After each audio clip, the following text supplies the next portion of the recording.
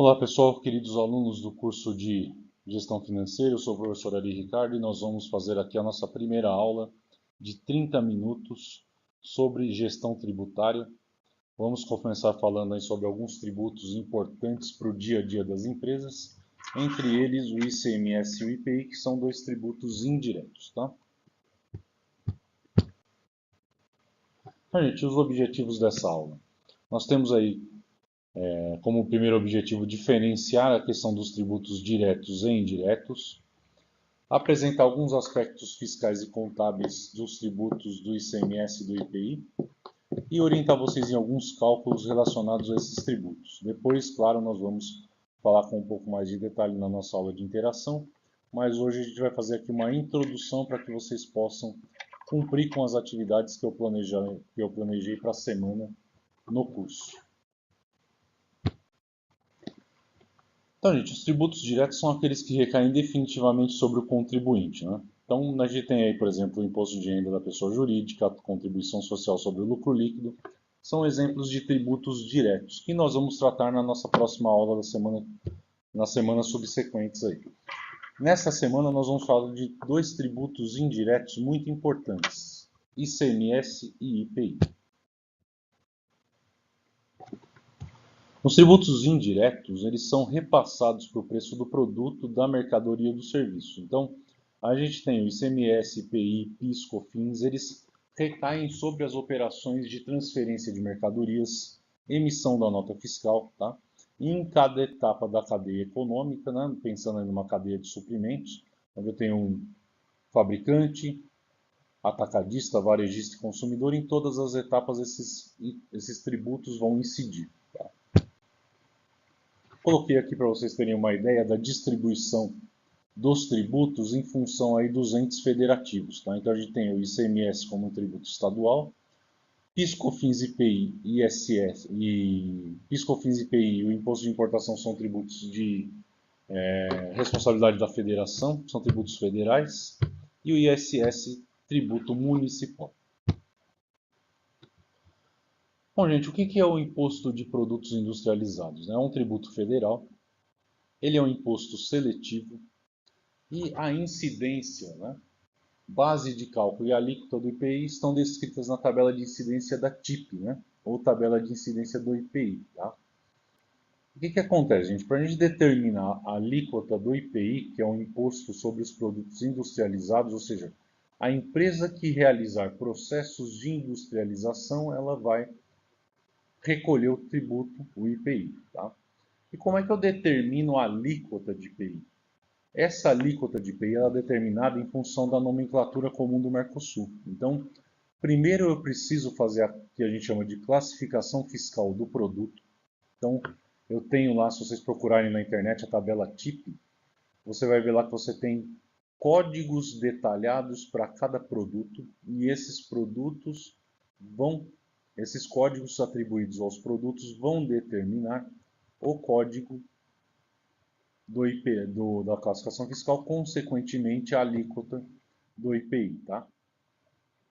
Por que se chama NCM? NCM é nomenclatura comum do Mercosul e o SH é sistema harmonizado.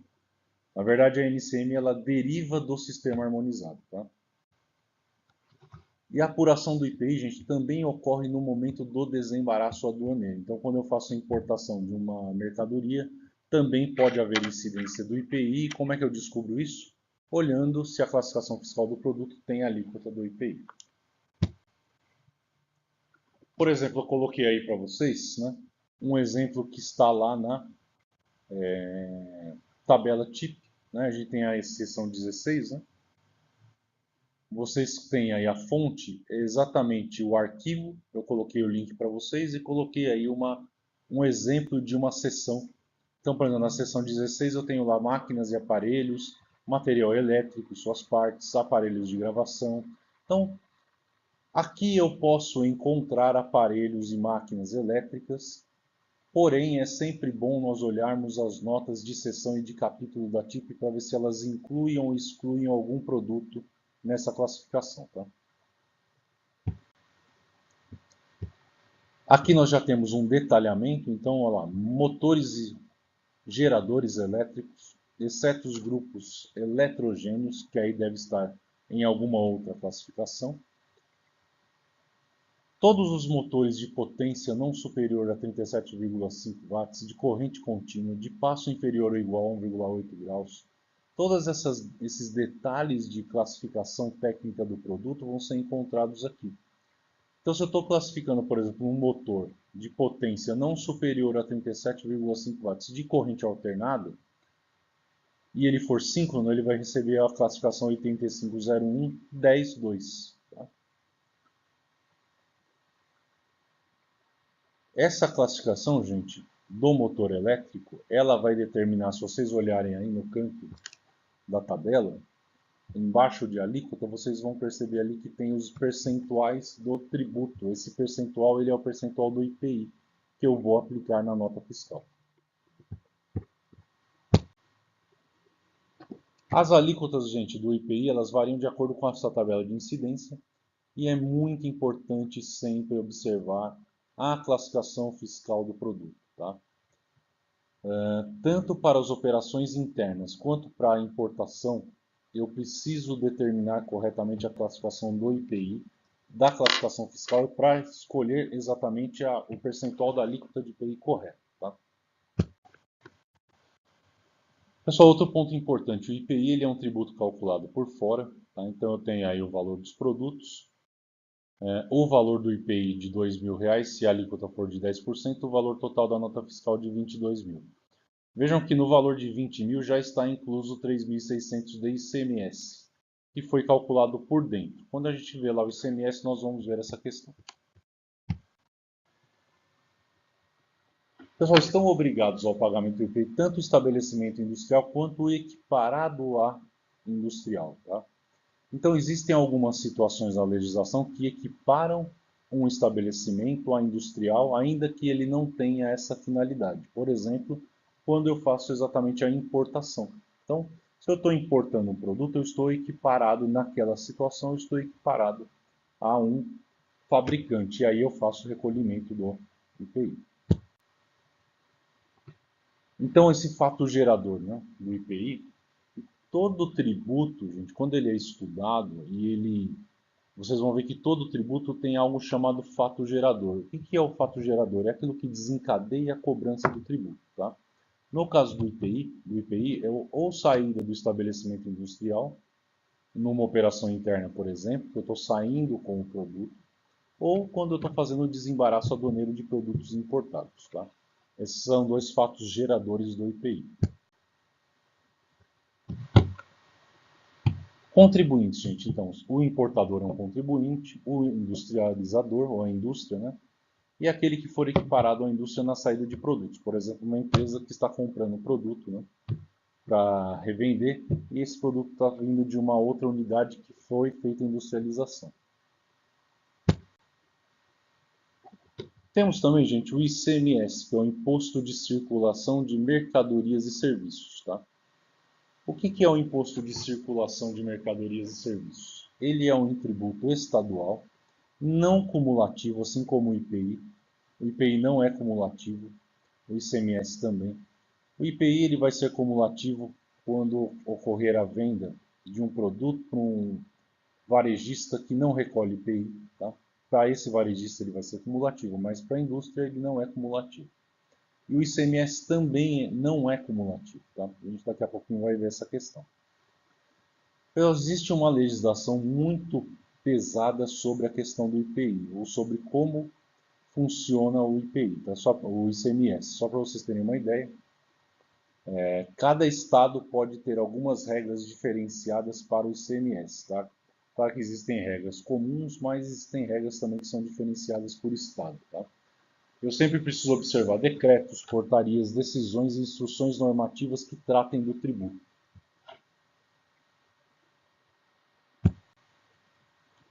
Então, como eu falei para vocês, é um tributo de âmbito estadual e que ocorre em regime de créditos e de débitos nas vendas e créditos nas aquisições, tanto para as empresas enquadradas no regime do lucro real, quanto para o lucro presumido. Tá? Como é que funciona essa questão do débito e crédito, gente? Daqui a pouquinho nós vamos ver essa questão do débito e crédito, tá?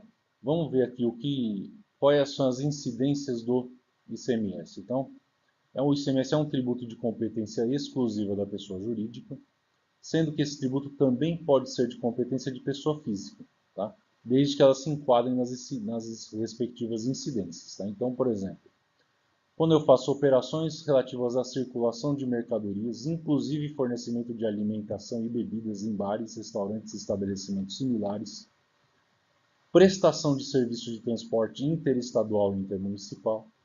Ah, professor, mas e se o transporte for no município? Aí, se for no município, eu vou recolher o ISS, né? Imposto sobre Serviço.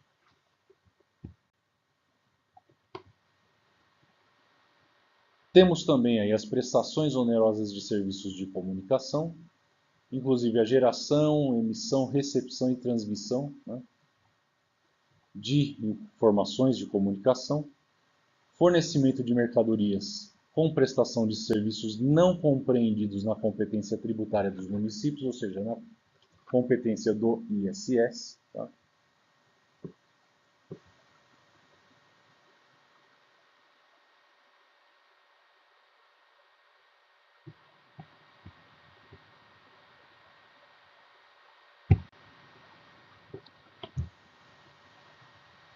Entradas de mercadorias oriundas de importação, então quando eu estou importando também, tá? Ainda que sejam destinadas ao ativo permanente da pessoa jurídica.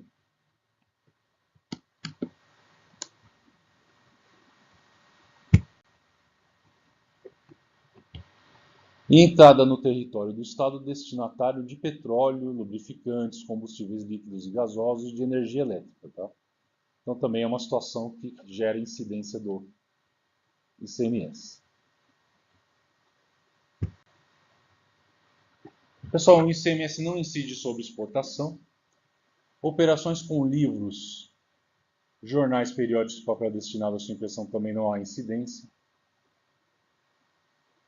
Quando ocorre operação relativa à energia elétrica e petróleo, inclusive lubrificantes, destinados à industrialização também não incide, e operações com ouro, quando definida em lei como ativo financeiro ou instrumento cambial, também não há incidência do ICMS.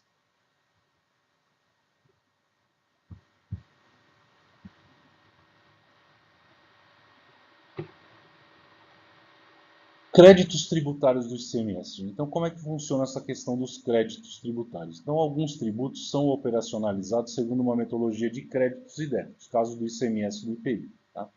Então, a empresa vai recolher ao fisco o saldo entre débitos e créditos, dentro de um intervalo de tempo. Então, mensalmente, eu vou fazer uma apuração das minhas entradas que geraram crédito e das minhas saídas que geraram débitos tributários do ICMS. E aí eu vou fazer o confronto desses dois valores para fazer a guia de recolhimento. Por exemplo, gente, coloquei aqui para vocês, valor de aquisição. Comprei lá uma mercadoria para industrialização e essa mercadoria, o custo dela era de R$ 1.000 e havia um crédito de 10% de ICMS, por exemplo, ou de IPI, tá? Qualquer tributo não cumulativo vai funcionar dessa maneira. Então você tem um crédito sobre a entrada de 10%, R$ 100. E um valor sobre a venda, que aí eu já transformei esse produto, essa matéria-prima em produto acabado. Estou vendendo o produto por R$ 2.000. Tenho um débito de ICMS na saída de R$ 200. Qual vai ser o meu saldo a recolher ao fisco? Vai ser de 200 menos 100 igual a R$ 100. Então, na verdade, o meu valor de pagamento do tributo vai desconsiderar aqueles créditos de entrada para bater nesses créditos de saída. Eu vou ter aí R$ 100, tá? Para pagar.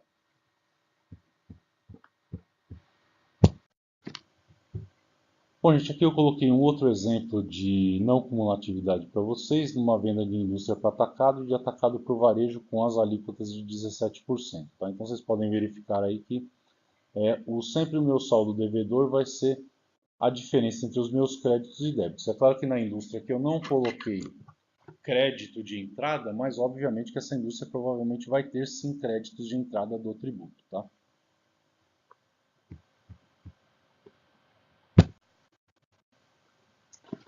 Pessoal, qual é a alíquota do ICMS? Né? Alíquotas em transações internas. Então, Dentro do Estado, eu vou ter uma alíquota interna e uma alíquota em transação interestadual, ou seja, entre os estados. Tá?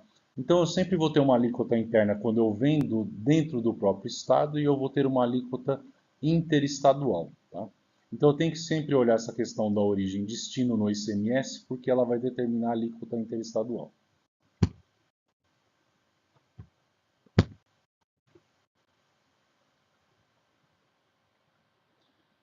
E essa alíquota, gente, ela vai ser aplicada sobre a base de cálculo para a definição do valor do imposto a ser recolhido. Tá?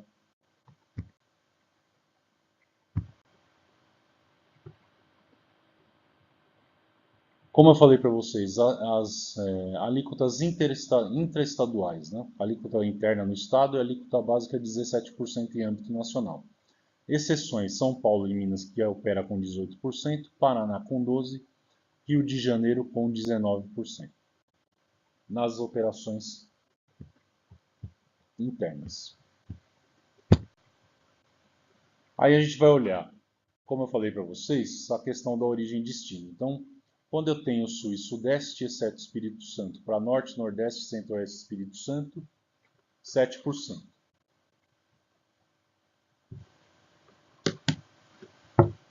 Sul e Sudeste, exceto Espírito Santo, para Sul e Sudeste, exceto o próprio Espírito Santo, claro, né? 12%. Norte, Nordeste, Centro-Oeste e Espírito Santo, para todos os estados, 12%.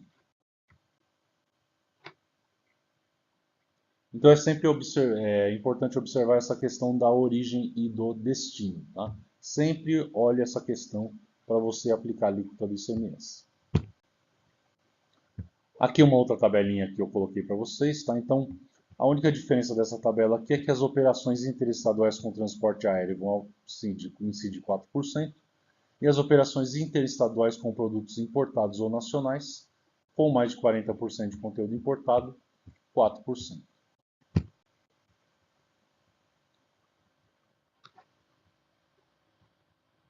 Estabelecimentos industriais e comerciais, gente. Eles têm direito à apropriação do crédito quando houver saída tributada. Né? Então, situações que geram crédito. Né? A aquisição de insumos, né? Matérias-primas, produtos intermediários, material de embalagem ou material para revenda, energia elétrica.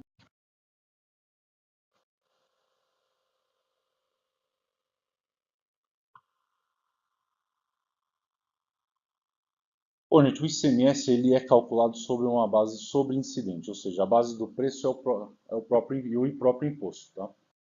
Por exemplo, eu tenho aí um preço de R$ 100, um percentual de ICMS incidente de 18, um preço final de R$ 100, dividido por 1 menos 0,18 vai dar R$ 121,95.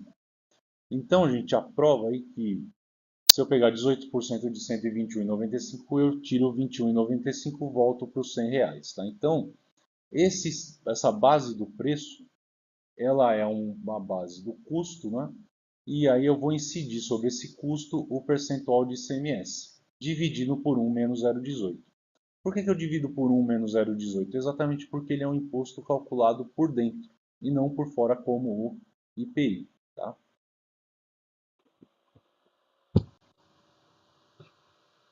Eu coloquei outro exemplo para vocês aqui, um valor de mercadoria de R$ 2.000.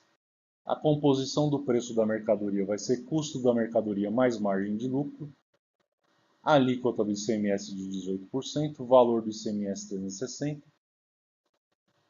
valor da mercadoria 1.640. Então, se eu fizer lá R$ 2.000 dividido por 0,82, vou para 2.439. Né? Então, 2.439 vezes 0,18 vai dar 439,02. Eu volto para os R$ 2.000. Tá? Nunca eu devo considerar, né, a base da mercadoria. Nesse caso aí, os 1.640 eles não são base da mercadoria. Né? Então eu não posso considerar esse 1.640 como base. Tá? Na verdade vai ser os meus R$ 2.000. Esse que é o detalhe do cálculo. Tá? Porque eu tenho um custo da mercadoria mais margem de lucro de 2.000. Se eu aplicasse sobre esses 2.000 os 18%, eu estaria, na verdade, diminuindo a minha margem de lucro. Pessoal, quando o ICMS incide com a questão do IPI, né? Então, quando o IPI não integra a base de cálculo do ICMS. Quando o contribuinte do IPI tem feito uma venda destinada à comercialização e industrialização, eu tenho essa fórmula aí, preço sem tributos dividido por 1 menos percentual de ICMS mais percentual de IPI, de PIS e de COFINS. Coloquei aqui um exemplo para vocês, carga tributária do ICMS de 18%, uma alíquota de PIS e de COFINS de 1,65,760, valor da operação R$100. Então, eu fizer a substituição dos valores, eu vou ter aí 137,46. Nesse caso, eu vou aplicar a alíquota do IPI sobre os 137,46, tá? Que vai dar 13,75. Para comprovar os resultados, nós podemos usar essa tabelinha aí, onde nós temos o valor do IPI detalhado, do ICMS, PIS e COFINS.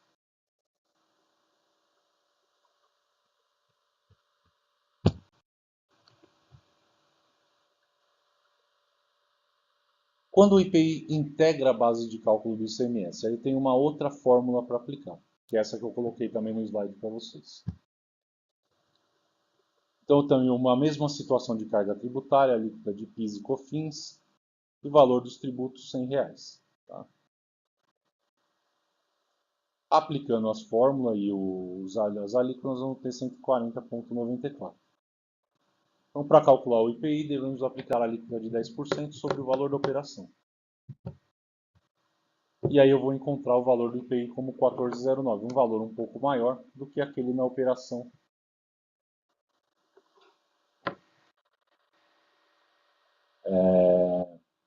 em que o IPI não faz parte da base de cálculo do ICMS. Também coloquei os cálculos aqui para comprovar os resultados para vocês. Nós temos aí então o valor do IPI, do ICMS, PIS e COFINS e também toda a composição da base até voltar para os R$100.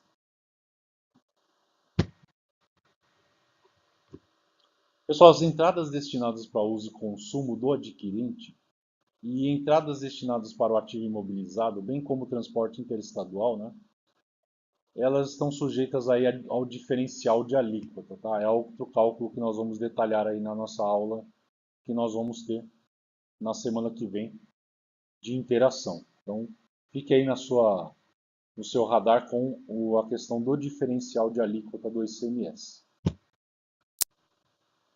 E temos também, gente, a apuração do ICMS. Né? Então, vamos imaginar uma empresa que compra 1.000 notebooks pelo valor de 950 com uma alíquota de 25%. E ela revende esses notebooks por 1.700 com a mesma alíquota de ICMS. Nós temos aí o valor da compra, o ICMS sobre a compra, né, o ICMS a recuperar, e o ICMS sobre a venda. A diferença de 425 mil para 237 mil é o que eu vou efetivamente recolher de ICMS, R$ 187.500. Então vejam vocês aí que a compra desse notebook que eu vou revender, ela gerou um crédito de ICMS de 237.500. E ocorreu também a venda depois. Ou seja, essa venda gerou um ICMS a recolher. E aí eu tenho uma diferença de 187.500.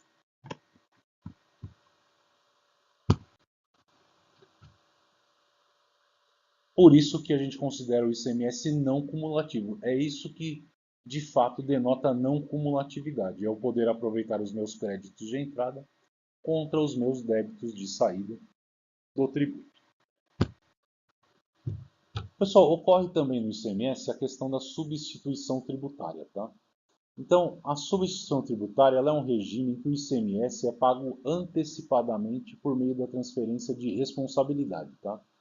Então, quando eu sou substituto tributário no ICMS, eu estou substituindo tributariamente, essa é realmente o sentido da palavra. Eu, como fabricante, por exemplo, eu vou substituir do ponto de vista tributário uma empresa que faria o recolhimento na próxima etapa. Então, se eu sou industrializador, eu sou indústria, eu estou vendendo para o atacado e eu tenho substituição tributária no ICMS, significa que eu vou recolher de maneira antecipada para a cadeia subsequente, ou seja, o atacadista Na verdade, o recolhimento do VAR dele vai ocorrer quando eu emitir a nota fiscal. Tá?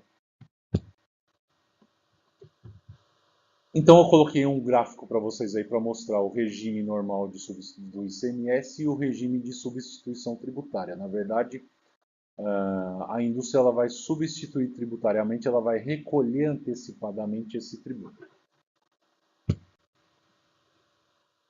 Nós temos o contribuinte substituído, que é aquele que não vai recolher, na verdade, né, o tributo. E nós temos espécies de substituição tributária. A substituição tributária para trás, que é quando eu recolho para o meu fornecedor, para frente, quando eu recolho do meu cliente, e a antecipação tributária. Tá? Na substituição tributária para trás, eu faço uma espécie de diferimento. Né? O substituto é responsável pelo pagamento do imposto, não somente nas suas operações, mas também nas anteriores. Na substituição tributária para frente, eu vou recolher para os meus clientes. Então, eu vou substituí-los no recolhimento do ICMS. Tá?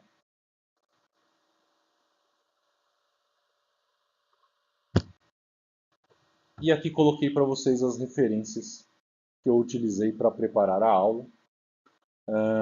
Quero lembrá-los também que eu coloquei lá no Leitura Ativa várias atividades de leitura para vocês, inclusive um livro de contabilidade tributária, que no capítulo 4 a autora vai tratar sobre esses tributos. Peço a vocês que façam a leitura antes da nossa próxima aula, isso é muito importante. Tá? Peço a vocês que façam isso para a preparação da nossa aula da semana que vem. Okay? Tem exercícios também para vocês fazerem, questionários. Façam esses questionários, gente, antes da nossa aula.